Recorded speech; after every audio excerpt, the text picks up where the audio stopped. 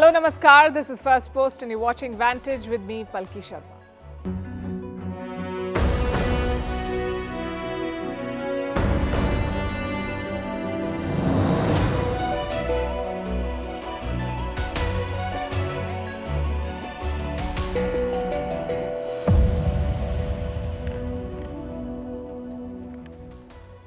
Happy Independence Day to all of you watching us from India and to all Indians who are watching us from other parts of the world.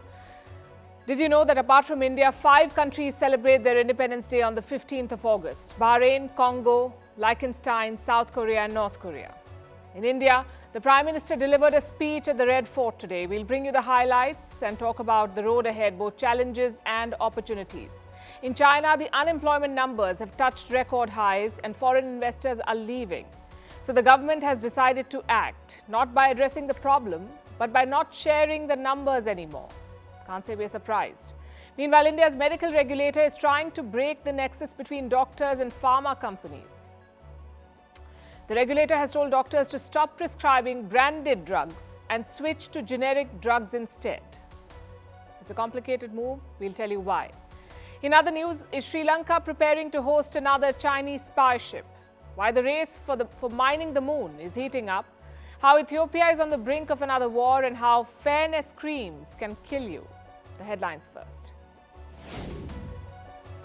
Ukraine shuts the power line supplying the Chernobyl power station. It comes amid a wave of Russian air attacks in western Ukraine. A cornered Kiev has stepped up pressure on the west. Zelensky's aide has called for banning Russian athletes from global sporting events. Clashes rock Libya's capital, the worst in months. Fighting erupts between 2 armed groups linked to the Tripoli-based government. The violence halts flights from the city's only civilian airport.